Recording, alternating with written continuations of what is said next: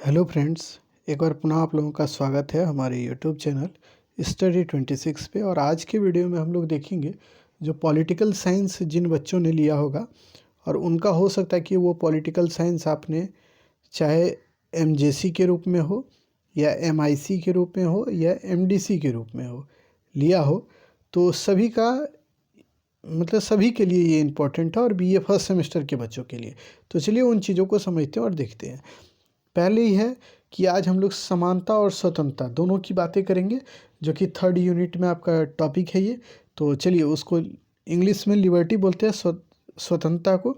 तो स्वतंत्रता आखिर होता क्या है, पहले इस चीज़ को समझिए, समझने पे फोकस कीजिए। तो देखिए स्वतंत्रता, अभी मान लीजिए कि आपको ये स्वतंत्रता नहीं होती, स्वतंत्र आप अगर नहीं होते कि तुम मोबाइल नहीं चला सकते हो, अगर आप पे ये ब्लेम लगा दिया जाए या आपके ऊपर ये पाबंदी लगा दी जाए कि तुम घर से नहीं निकल सकते हो, तो आप सोचिए आपको घर के अंदर ही रहना पड़ेगा, आप घर से बाहर नहीं निकल सकते। तो ठीक वैसे ही मनुष्य जब मतलब इस पृथ्वी पे आया ना, तो इसमें प्राचीन समय में एक कल्पना थी, परिकल्पना थी कि जो भी मनुष्य जन्म लेगा उसकी ये कल्पना है कि वो कहीं भी आएगा जाएगा रह सकता है। फिर कुछ समय बाद क्या हुआ कि ये परिकल्पनाएं बदली और क्या हुआ कि जब राजा महाराजा का समय आने लगा धीरे धीरे, तो उन्होंने ये पाबंदी लगा दी कि कोई दूसरे देश का व्यक्ति हमारे यहाँ नहीं रह सकता जब तक हम उसको अनुमति नहीं देंगे। तो ठीक वैसे ही आधुनिक समय में अभी भी वो परिकल्पनाएं हैं कि विश्व का कोई भी व्यक्ति कहीं भी नहीं रह सकता है। यानी भारत का कोई व्यक्ति पाकिस्तान में जाके अपने मन से नहीं रह सकता है, उसको वीज़ा लेना होगा। वहाँ की सरकार अगर अप्रूव करती है यानी अप्रूवल देती है कि आप यहाँ रहिए, तभी रह सकता है। यानी स्वतंत्रता का मतलब होता है बच्चों, मनुष्य को मनुष्य होने के नाते कुछ स्वतंत्रता दी गई है जिसके आधार पर वह अपना जीवन यापन कर सके, उसी को स्वतंत्रता बोलते हैं। सीधा मतलब यही होता है, ठीक है। यानी कि आप समझ गए। अब देखिए स्वतंत्रता का अर्थ होता है सभी प्रकार से स्वतंत्र होना। यानी स्वतंत्रता का मतलब होता है, ये स्वतंत्रता जो शब्द है इसका मतलब होता है कि सभी प्रकार से स्वतंत्र होना। परंतु क्या आप सभी प्रकार से स्वतंत्र हैं? आप ही खुद बोलिए कि क्या आप अभी स्वतंत्र हैं कि आप पाकिस्तान में जाके रह जाइएगा? नहीं है, क्योंकि वहाँ के लिए आपको वीज़ा लेना होगा, तभी आप जा सकते हैं, अन्यथा आपको जाने भी नहीं देगा, आप चढ़ भी नहीं पाइएगा प्लेन पे, ठीक है। उसके बाद लेकिन यह मतलब कभी नहीं है कि किसी अन्य व्यक्ति या प्राणी की स्वतंत्रता का हनन। यानी देखिए स्वतंत्रता हम लोग सबको अधिकार है भारत में। मान लीजिए कि आपको अभी स्वतंत्रता है, हमको भी है कि आप कुछ बोल सकते हैं, कहीं रह सकते हैं, कहीं भी जा सकते हैं। पूरे भारत में 2800 राज्य, 8 केंद्र शासित प्रदेश में आप कहीं भी जा सकते हैं, आ सकते हैं। यहाँ कोई वीज़ा नहीं लगता, ये हम लोग को स्वतंत्रता मिला हुआ है, ठीक है। तो ये हम लोग को स्वतंत्रता इस आधार पर दिया गया ना कि आपको जो स्वतंत्रता मिला है, इसका मतलब कतई ये नहीं है कि आप किसी अन्य व्यक्ति को परेशान करें। यानी कि आपको ये अधिकार कभी नहीं दिया गया है संविधान में कि आप किसी को मार दीजिए, किसी को पीट दीजिए या किसी को गाली दे दीजिए, ठीक है। आपको बस इतना ही स्वतंत्रता है कि आप जो भी अपना काम कर रहे हैं वो आप अपने हिसाब से कर लीजिए, आपको कोई नहीं रोकेगा, ठीक है। तो ये बात ध्यान में रखिएगा, स्वतंत्रता का मतलब सीधा यही है। आप सीधा मतलब ये जानिए, यही स्टेटमेंट पूरा याद रख लीजिए इतना। तो इसका मतलब होता है बच्चों, स्वतंत्रता का अर्थ होता है सभी प्रकार से स्वतंत्र होना, और प्रत्येक मनुष्य को मनुष्य होने के नाते उनको कुछ स्वतंत्रता दी गई है जिसके आधार पर वो अपना जीवन यापन करते हैं, ठीक है। इसका कतई मतलब ये नहीं होता है कि आप किसी की स्वतंत्रता का हनन करें, इतना बात याद रख लीजिए। उसके बाद देखिए सभी जो मनुष्य होता है ना, सब कोई स्वतंत्र पैदा होता है, और स्वतंत्र पैदा होने के बाद वह जंजीर में जकड़ जाता है, यानी कि बेड़ियों में जकड़ जाता है। कुछ कुछ उसके ऊपर पाबंदियां लगा दी जाती है। जैसे आप ही सोचिए, आपको और हमको ये स्वतंत्रता रहता है कि किसी को भी मार दो कुछ नहीं होगा, तो आप भी अपने दोस्त को मारते पीटते रहते, वह भी आपको मारते पीटते रहता है। किसी का कोई भी किसी भी तरह का कार्य कर सकता था किसी के साथ। तो ये अगर स्वतंत्रता हमारे पास होती तो हम ये कर पाते। लेकिन ये स्वतंत्रता क्या हमें प्राप्त है? नहीं है। हमें ये स्वतंत्रता प्राप्त नहीं है कि किसी की जान ले लें, किसी को किसी तरह का कार्य करें। तो जो हमें पाबंदी लगाई गई है हमारे ऊपर, इसी को बोला जाता है कि मनुष्य जो होता है वो स्वतंत्र पैदा होता है। उस समय उसके सामने कुछ आगे पीछे कुछ नहीं रहता है, लेकिन धीरे धीरे वह जैसे बड़ा होता है उसके आगे पीछे स्वतंत्रता भी उसका जो है उसके अंदर पाबंदी लग जाती है, स्वतंत्रता पे भी। तो इतनी बातें आप ध्यान में रखिएगा। अब आ जाइए अगली चीज़ को देखते हैं कि स्वतंत्रता में देखिए विश्व मानवाधिकार आयोग जो है, जो आप जानते हैं कि जिसमें कि विश्व के सभी व्यक्ति को स्वतंत्रता से संबंधित यानी मानव को मानव होने के नाते कुछ विश्व में नियम कानून बने हैं जिसके आधार पर मनुष्य को कुछ अधिकार दिए गए हैं। थोड़ा गला फंसा हुआ है क्योंकि सर्दी हो गया है और थोड़ी फीवर भी है, तो इसको मैनेज कर लीजिएगा। तो ठीक है, तो विश्व में देखिए एक नियम बना हुआ है, ठीक है, सभी के लिए, सभी देश के लोगों के लिए एक नियम है विश्व में, ठीक है।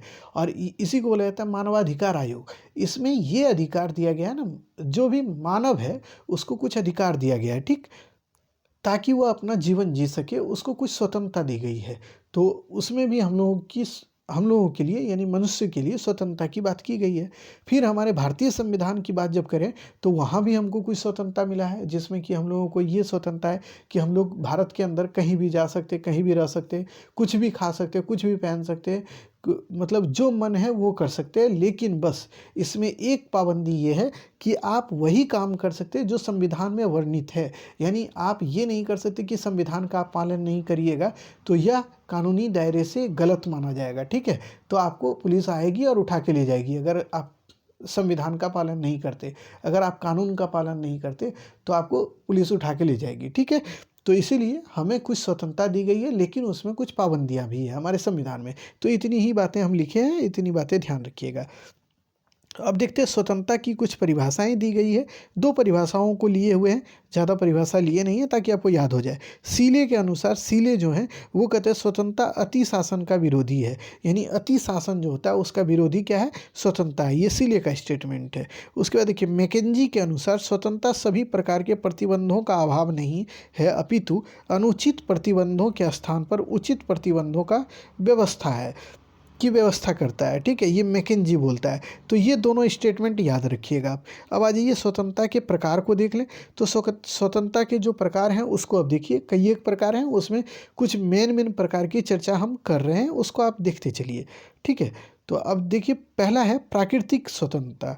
तो प्राकृतिक स्वतंत्रता के आधार पर बच्चों ये बोला जाता है कि जो भी हम लोगों को स्वतंत्रता प्राप्त है, यानी कि हम सब कोई मनुष्य को जो स्वतंत्रता प्राप्त है वो प्रकृति यानी नेचर के द्वारा दिया गया है, ठीक है। तो वही चीज़ हम लिखे हैं कि इस धारणा के अनुसार स्वतंत्रता जो है प्रकृति की देन है। मनुष्य जन्म से स्वतंत्र होता है और इस स्वतंत्रता के आधार पर मनुष्य को अपनी इच्छा अनुसार कार्य करने की भी स्वतंत्रता मिलती है। यानी प्राकृतिक स्वतंत्रता के आधार पर ही हमें यह अधिकार है कि हम लोग कोई भी कार्य अपनी इच्छा अनुसार कर सकते हैं, कहीं भी आ सकते, कहीं भी जा सकते, कुछ भी खा सकते, कुछ भी पहन सकते। ये हमको स्वतंत्रता अगर मिला है तो ये प्राकृतिक स्वतंत्रता के ही सिद्धांत के आधार पर माना जाता है, ठीक है। दूसरा है व्यक्तिगत स्वतंत्रता। यह क्या होता है? इस स्वतंत्रता के अंतर्गत ये बोला जाता है ना बच्चों कि आप निजी तौर पर, मान लीजिए कि आपको अभी नहीं पढ़ना है, नहीं पढ़ने का आपका मन है, तो आपको कोई फोर्स नहीं कर सकता है, आप स्वतंत्र हैं। आपको पढ़ने का मन है तो पढ़िए। अगर आपको ये मन है कि आपको स्टडी 26 जो हमारा चैनल है इस पर नहीं पढ़ने का, तो आप स्वतंत्र हैं, आप कहीं भी जा सकते हैं, किसी और चैनल को पढ़ सकते हैं। तो ये जो स्वतंत्रता आपको मिलती है ना, इसी को बोलते हैं व्यक्तिगत, यानी जो आप निजी कार्य करते हैं। हो सकता है कि आपको किसी लड़की से विवाह करने का मन नहीं है, तो ये आपका मन है, इसमें कोई दूसरा आडंबर नहीं बन सकता, यानी कोई इसको रोक नहीं सकता है। आपका मन होगा तो कीजिए, नहीं है तो नहीं कीजिए। तो ये जो स्वतंत्रता आपको मिलती है ना, इसी को बोला जाता है व्यक्तिगत स्वतंत्रता। यानी व्यक्तिगत रूप से, यानी निजी रूप से आपको जो स्वतंत्रता दी गई है उसी को बोला जाता है व्यक्तिगत स्वतंत्रता, ठीक है। तो उसकी चीज़ों को देख लेते हैं कुछ, कि इस स्वतंत्रता के अनुसार मनुष्य पर वैसी कोई प्रतिबंध नहीं है जो उसके व्यक्तिगत जीवन से संबंधित है। यानी कि देखिए हमारे संविधान में भी इस बात की चर्चा है कि आप पे ऐसा कोई भी प्रतिबंध नहीं लगाया जाएगा जो आपके निजी जीवन से संबंधित हो, ठीक है। यानी आपके निजी जीवन से कोई भी बातचीत हो या चीज़ें हो तो उस पर कानून कुछ भी नहीं कर सकता, वो कुछ नहीं करेगा, वो आपको स्वतंत्र कर देता है कि आप कुछ भी करिए, आपका मन। जैसे कि आप कोई अपना मनपसंद भोजन खा सकते हैं। मान लीजिए आपको अभी रोटी नहीं खाना है तो आप चावल खाइए, आपका मन है, इसमें कोई आपको रोक छेक नहीं लगा सकता। उसके बाद देखिए आप कोई भी तरह का कपड़ा पहन सकते हैं, इसमें भी कोई आपको रोक नहीं सकता है। उसके बाद कोई भी धर्म को अपना सकते हैं। मान लीजिए आपको हिंदू धर्म मानना है तो हिंदू धर्म मानिए, इस्लाम को मानना है इस्लाम मानिए, ईसाई धर्म को मानना है ईसाई धर्म को मानिए, कोई भी धर्म को मानिए। लेकिन इसमें ये कंडीशन लग जाता है कि अगर कोई धर्म को मानते हैं और बाय जबरन आपको मनवाया जाए तब उसको मतलब कानूनी रूप से वह गलत है, लेकिन आप अपनी इच्छा अनुसार मानते हैं तो आप ये स्वतंत्र हैं कि उस धर्म को मान सकते हैं।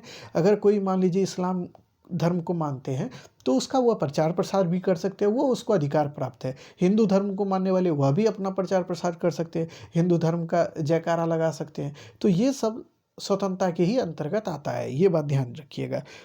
अब आ जाइए अगली चीज़ को देख लेते हैं हम लोग। अगला चीज़ है नागरिक स्वतंत्रता। तो देखिए नागरिक स्वतंत्रता का मतलब होता है बच्चों, एक नागरिक होने के नाते आपको क्या क्या स्वतंत्रता मिलती है। जैसे कि हम लोग कहाँ के नागरिक हैं, हम लोग, आप कमेंट करके बताइएगा कि हम लोग किस देश के नागरिक हैं। तो देखिए भारत में रह रहे जितने भी लोग हैं उसकी अपनी एक स्वतंत्रता दी गई है, यानी नागरिक होने के नाते हम लोगों को कुछ कुछ स्वतंत्रता मिला है। जैसे कि वही चीज़ यहाँ भी लिखिएगा कि जैसे कि हम लोग भारत के नागरिक हैं तो हमको ये स्वतंत्रता मिलता है कि हम लोग कहीं भी आ जा सकते हैं, कहीं भी रह सकते हैं, भारत में कहीं भी घूम सकते हैं, कहीं भी आने जाने का मतलब हम कार्य कर सकते हैं। ट्रेन पे बैठे तो कहीं भी हम जा सकते हैं पूरे भारत में ही। भारत से आप बोलिएगा कि सर मतलब अमेरिका चल जाएं तो उसके लिए भी स्वतंत्रता है क्या, तो ऐसा नहीं है, उसके लिए वीज़ा होना चाहिए तभी आप जा सकते हैं, ठीक है। तो इस बात को ध्यान में रखिएगा। उसके बाद देखिए राजनीतिक स्वतंत्रता। तो राजनीतिक रूप से स्वतंत्रता वो होता है ना बच्चों, जो कि राजनीतिक रूप से हमको मिले। जैसे कि अभी सोचिए आपके दिमाग में राजनीति मतलब आप दिमाग में दौड़ाइए कि भारत में कितने राजनीतिक पार्टियां हैं, बहुत सी हैं। उस जैसे बीजेपी, आरजेडी, उसके बाद जदयू, उसके बाद देखिए कांग्रेस है, उसके बाद बहुत सी पार्टियां हैं जो आप जानते हैं। तो ये सब पार्टियां राजनीति में आप देखते हैं। तो इसमें कहा गया है राजनीतिक स्वतंत्रता का मतलब होता है कि आप राजनीतिक रूप से स्वतंत्र हैं, कुछ भी कर सकते हैं। यानी आप अगर योग्य हैं, यानी आपका उम्र अगर 18 साल पूरा गया है तो आप वोट दे सकते हैं, यानी कि आपको मतदान करने का अधिकार है। अगर 18 साल से ऊपर के हैं तो आप जो है पंचायत चुनाव लड़ सकते हैं, पंचायत चुनाव में भी हिस्सा ले सकते हैं। उसके बाद अगर मतलब कुछ कुछ जैसे राष्ट्रपति बनने के लिए योग्यता आपके अंदर है तो आप राष्ट्रपति बन सकते हैं। आपको मुख्यमंत्री बनने की योग्यता आप में है तो आप मुख्यमंत्री बनिए।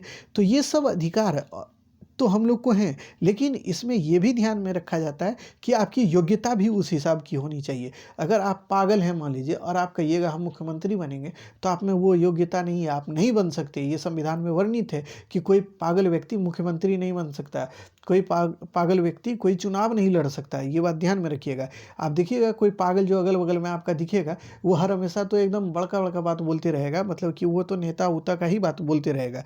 तो ये सब अधिकार नहीं है। तो देखिए राजनीतिक स्वतंत्रता के अनुसार मनुष्य को भी वे सभी राजनीतिक अधिकार प्राप्त है जो दूसरे को प्राप्त है, ठीक है। इस स्वतंत्रता के आधार पर व्यक्ति अगर योग्यता रखता है तो वह मतदान कर सकता है, चुनाव लड़ सकता है, हर चीज़ को कर सकता है जो अन्य लोग कर सकता है, ठीक है। इतनी बात ध्यान में रखिएगा। अब आ जाइए देखते हैं आर्थिक स्वतंत्रता।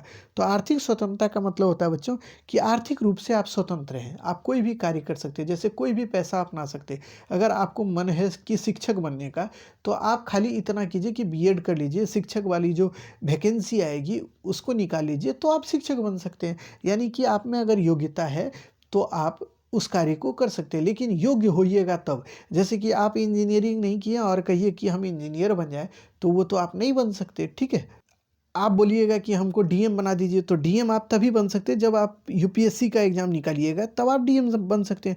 तो यानी कि आप जब उस योग्यता को फुलफिल कर लीजिएगा तो आप उस कार्य को कर सकते हैं, ये आपको अधिकार प्राप्त है, ये बात आप जानते हैं। तो आर्थिक स्वतंत्रता के अंतर्गत होता है बच्चों कि आप कोई भी नौकरी कर सकते हैं, कोई भी पैसा अपना सकते हैं, कोई भी व्यवसाय कर सकते हैं, कोई भी तरह का आप जो है आर्थिक रूप से आप पैसा भी रख सकते हैं। और इसी में कहा जाता है कि भाई देखिए कि आर्थिक रूप से जो भी लोग कमज़ोर वर्ग के लोग हैं, जो कि जिनकी आर्थिक स्थिति अच्छी नहीं है, जिसमें हम लोग आते हैं, तो उनके साथ जो है उनका शोषण नहीं कर सकते हैं आप। तो यह भी ध्यान में रखिएगा। तो इसको पढ़ देते एक बार। तो आर्थिक स्वतंत्रता के अनुसार मनुष्य को वे सभी अधिकार प्राप्त हैं जो दूसरों को प्राप्त हैं। इस स्वतंत्रता के आधार पर व्यक्ति अगर योग्यता रखता है तो नौकरी कर सकता है। इस स्वतंत्रता के आधार पर किसी भी व्यक्ति को आर्थिक आधार पर शोषण नहीं किया जाएगा, यानी कि किसी भी व्यक्ति के साथ उनका आर्थिक आधार पर शोषण नहीं होगा। फिर देखिए राष्ट्रीय स्वतंत्रता। राष्ट्रीय स्वतंत्रता होता है ना कि एक राष्ट्र में रहने वाला जो भी बच्चा है या जो भी व्यक्ति है उसको वो अधिकार, सब अधिकार प्राप्त है जो दूसरे व्यक्ति को, जो उस राष्ट्र में रहने वाला दूसरा व्यक्ति है उसको जो भी अधिकार प्राप्त है वही अधिकार दूसरे को भी प्राप्त है जो यहाँ रह रहा है। मान लीजिए अगर हम लोग भारत में हैं हम अगर भारत में हैं और आप भी भारत में हैं, तो हमको भी वही अधिकार प्राप्त है जो आपको अधिकार प्राप्त है। ऐसा नहीं है कि हमको कुछ अलग है और आपको कुछ अलग है, ऐसा कुछ भी नहीं है। यानी सभी को समान अधिकार प्राप्त है। यही होता है, इसी को बोला जाता है राष्ट्रीय अधिकार, यानी राष्ट्रीय स्वतंत्रता। ठीक है, ये ध्यान में रखिएगा। उसके बाद होता है नैतिक स्वतंत्रता। तो नैतिक रूप से भी स्वतंत्र व्यक्ति होता है। नैतिक का मतलब होता है मोरल। मोरल रूप से भी व्यक्ति स्वतंत्र है, वह अच्छा व्यवहार करे, अच्छा एक दूसरे के साथ रिलेशन बना के रखे, दूसरे प्राणियों का भी मतलब सम्मान करे। ये सब स्वतंत्रता जो होता है इसी के अंतर्गत आता है। ठीक है, इस बात को इतना जान लीजिए। ये स्वतंत्रता खत्म हो गया। अब देखते हैं हम लोग समानता को कि आखिर समानता क्या है। तो समानता का मतलब होता है कि दो व्यक्ति, जैसे मान लीजिए एक व्यक्ति ए है और दूसरा बी है, तो ये दोनों व्यक्ति के बीच किसी भी आधार पर कोई भेदभाव नहीं किया जाए, तो उसी को बुलाया जाता है कि समानता। ठीक है, समानता का अर्थ होता है किसी भी व्यक्ति के साथ किसी भी आधार पर कोई भेदभाव नहीं करना, समानता कहलाता है। ठीक है, तो इतना भी जान लीजिए आप। अब देखिए, समानता का अर्थ होता है मनुष्य जन्म से ही समान होता है, यानी कि जो भी मनुष्य का जन्म होगा वो एक समान होता है। कि मान लीजिए कि हमको 2 आँख है, 2 हाथ है, 2 पैर है, तो आपको भी उतना ही होगा। आपको थोड़ी है कि 4 दे दिए होंगे भगवान। आप भले ही जन्म लिए, बड़े हुए, तो आप लगवा सकते हैं। 5 लगवा लीजिए पैर, 4 लगवा लीजिए हाथ, तो ये तो आपका अधिकार है। लेकिन आप जब जन्म ले रहे थे तो आपको तो उतना ही चीज़ मिला है जितना हमको मिला है। तो इसका मतलब ये होता है कि जन्म के आधार पर सभी मनुष्य एक समान होते हैं और उनको एक समान अधिकार मिलता है। परंतु जब वह जैसे जैसे बड़े होते हैं तो उनकी समानता जो है वह भी एक समान होती जाती है। भारतीय संविधान में भी हमारी जो समानता की बात कही गई है, इक्वलिटी की, तो इसमें कहा गया सभी व्यक्ति कानून के समक्ष समान हैं, यानी उनके साथ किसी भी तरह का भेदभाव नहीं किया जाएगा। अगर कोई रोजगार होगा उसमें सभी को समान अवसर मिलेगा, चाहे वो स्त्री हो, पुरुष हो, महिला हो, कोई भी तरह का आपके साथ कोई भेदभाव नहीं किया जाएगा। ये बात ध्यान में रखिएगा, ये हमारे संविधान में वर्णित है। लेकिन इसके बावजूद भी आप देखिएगा भारत में कुछ असमानताएं भी देखने को मिलती है। असमानता का मतलब ये समझ लीजिए इसका अपोजिट, यानी मान लीजिए कि अगर हमको दिल्ली जाने का अधिकार है और हम कह दें कि आपको अधिकार नहीं है, यानी हम जा सकते हैं और आप जब जाना चाहिए तो आपको रोक दिया जाए, बोले कि आप नहीं जा सकते, तो ये क्या हो गया? ये असमानता हुआ। तो कुछ असमानताएं भी है। जैसे महिलाओं को पहले क्या होता था कि महिलाओं को पढ़ने का अधिकार नहीं था, वो पढ़ नहीं सकती थी, नौकरी नहीं कर सकती थी। लेकिन जब हमारे संविधान को लागू किया गया तो उसमें सब अधिकार दे दिया गया कि महिलाएं पढ़ सकती है, कहीं नौकरी कर सकती है, कहीं भी जा सकती है, वह पुरुष के समान कोई भी कार्य कर सकती है। ठीक है, तो ये सब आप जानते हैं, ये समानता का पाठ है। तो अब देखते हैं हम लोग इसके पाठ को, यानी कि कितने प्रकार का समानता होता है। तो ये 4 प्रकार का होता है। कौन कौन? राजनीतिक समानता, आर्थिक समानता, सामाजिक समानता और कानूनी समानता। अब इसको समझा देते हैं, फिर इसको पढ़ देंगे। ठीक है, अब देखिए राजनीतिक समानता क्या है। तो राजनीतिक समानता में वही चीज़ है, राजनीतिक स्वतंत्रता जो बताया ना, वही समानता। देखिए स्वतंत्रता और समानता दोनों एक जैसा है, इसको एक तरह से लिख दीजिएगा तो भी कोई दिक्कत नहीं है, गलत नहीं होगा।